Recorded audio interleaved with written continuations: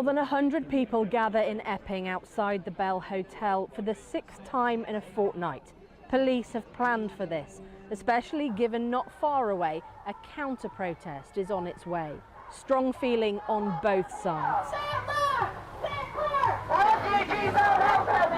We start by talking to those protesting about the so-called Asylum Hotel.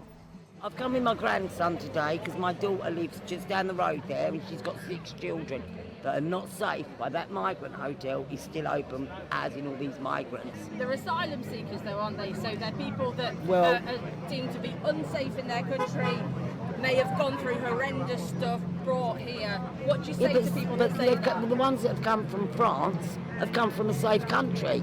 There ain't no war in France. They could have stayed there. Why have they come here? Why is it just middle-aged, fighting-age men just being put in hotels, walking around? I mean, I never see any women.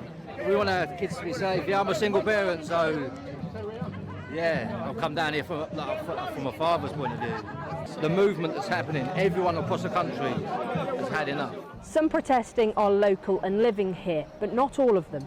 The people from Great Britain and the people that are really concerned about what's going on, this is our only option. And where have you come from today? I've come from Coventry. I'm not there to cause trouble. I'm there to let people know that we are here because we are concerned. The catalyst for their protest, an alleged sexual assault of a 14-year-old. Hey, yo, let's go, let's fade this fade. Some of these people are just racist. Like, if you know, you know. I'm trying to say, you can just look at these guys and you know. Like, you know them geezers, them football hooligan type of geezers, come on, man. I've come across a lot of them in my life, you know what I mean? Like, if you're from the UK or you've been in the UK like that, you know. Some of these guys are just racist, man. You ain't gotta lie to me, bro. Old girl in which an asylum seeker from Ethiopia was charged. It's been largely peaceful so far today, but at least 10 have already been charged after violent scenes over the last fortnight. When refugees are under attack, what do we do? Stand up, fight back! Counter-protesters, separated from the rest by police, say they don't want the far right in Epping. We support the rights and entitlements of asylum seekers. They should be processed properly. They should not be scapegoated. Council here voted unanimously to... I think that's a reasonable take to have. You know what I mean? Because I've got some concerns and some views on immigration as well that we'll probably address at some point. But that's a reasonable view to have. What that Asian man just said. Urged the government to close the so-called Asylum Hotel. The Home Office today said it would not be removing asylum seekers, but this is also part of a much wider national debate. For police, it's all about trying to avoid a repeat of last summer's riots, some of which turned ugly. The spark, disinformation online about the Southport murders, amplified by social media influencers, falsely claiming the perpetrator was an illegal immigrant. Misinformation quickly spread. There were 29 demos and riots across the country. It was devastating for communities and indeed the Southport victims.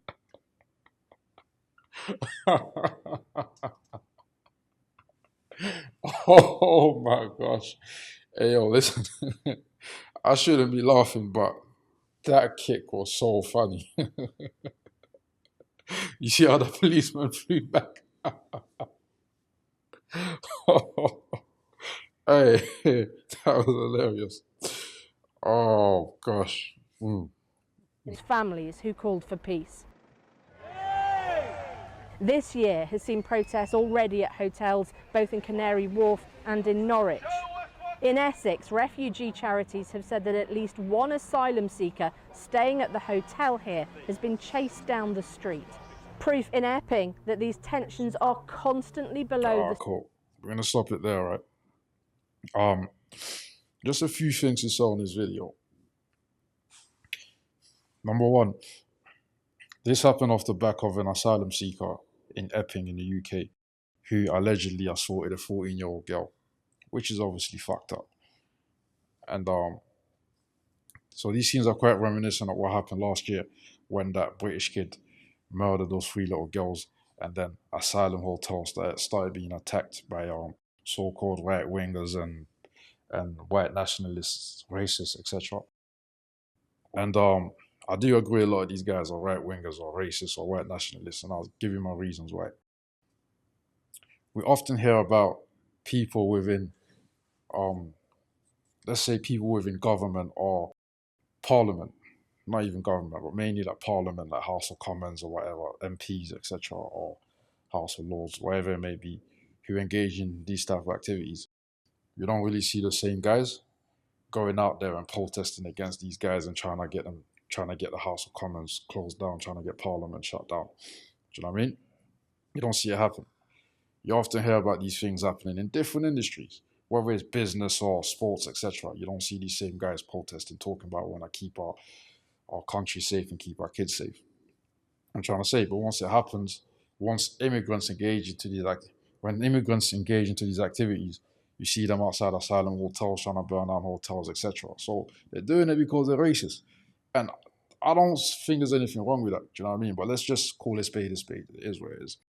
And now, one of the things I think the UK struggles with is the lack of understanding from the public in regards to the reasons why these people leave the countries to come here. Do you understand? Like the British people actually believe that the reasons why they're suffering is because some immigrant chose to cross the channel, put his life in danger, come here and take the benefits. Like that's not the reason why people are suffering. Do you understand? I think the sooner people understand why these people are leaving the countries, the better. It will be easier for you to accept what's going on and just deal with it, just crack on. Because these people are not leaving their countries to come here just from a vacuum. They're not doing that from a vacuum. A lot of these people are leaving the countries because Britain invaded and colonized the countries in the first place. Do you understand? Many of these people speak 2 or 3 languages, their main mother tongue in the country, and then English. Why do they speak English in, let's say, Nigeria or Ghana or a place in Southern Africa? Why? Because Britain invaded their countries and conquered their countries and destabilized their countries, destabilized their governments. They did it hundreds of years ago, they did it 50 years ago, and they're still doing it until this day. And if they did stop doing it, whatever they did decades ago had long-lasting effects and is still affecting these populations until this day. These people are struggling for those reasons. So now, Britain invades the countries, conquers them, fucks up the government, fucks up the finances, fucks up the healthcare infrastructure, destabilizes the whole country, and then Britain leaves. Now, when the people struggle and choose to come to Britain for a better life, what, you want to cry and moan and wonder why they're coming there? Come on. I understand. Most people don't really understand this. They're not aware of this, but the sooner they get educated on these things, on these facts, the better for them and the better for Britain. Of course, the governments know why these people come here. Even guys like Nigel Farage, do you know what I mean? They're very smart. These guys are intelligent. They know why these things are going on. But obviously, they use immigration as this, some type of tool for them to get elected, for them to get up there, to get people pissed off, to get the crowds angry so they can start protesting and rioting, etc., so they can vote for them. I understand that, do you know what I mean? It's politics and it's just like business. You feel me? But these guys understand. Nigel Farage understands. Keir Starmer understands. The media understands. But they won't really tell you why these people are fleeing the countries. They won't really tell you that Britain's the cause of these people fleeing the countries. Just like the West is the cause of many other nations being destabilized. And that's why these people are crossing the fucking, putting their lives in danger to come here. Now, with that said, I do not understand why a lot of these people, these grown-ass men, leave their countries, risk their lives. Many of them get on these boats to cross the channel, where a lot of their colleagues, they see a lot of their peers die. The ones who do make it, not all of them. There's only a small minority, but we're talking about that minority.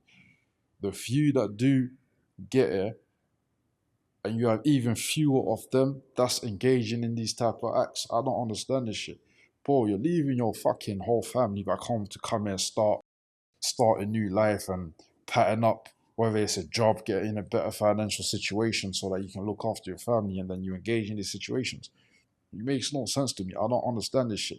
And I feel like the migrants who do cannot see this shit going on when whether they're in these hotels or they know that wedges are doing these things, they need to be calling this shit out. Cause these very few guys, they're fucking it up for everyone. Do you understand? They're fucking up for all the men them trying to come through and pattern up. I'm just keeping it 100. Like, a lot of these guys need to fucking call it out, and they need to be, I don't know, I don't condone snitching, but they gotta fucking snitch on their brethren or some shit. Do you understand? Because they're fucking it up for everyone. With that said, it is a very small minority. Like, let's not let the media fool you. Don't let these protests fool you just kind of been going on for the past week or whatever. Do you understand? They capture a lot of headlines, but yo, dog, I looked at the stats a while ago last year, and trust me, man, it was almost non-existent. You feel me? Like, most of these guys that's coming over and doing this type of shit. Obviously, every now and then you get the 1-2 weirdos that do these fucked up things, and obviously the law should come down on them hard. But besides that, let's not behave and act like most of these people are doing this, because they're not. But anyways, that's my views on this. Let me know what you think below. I appreciate it. Love.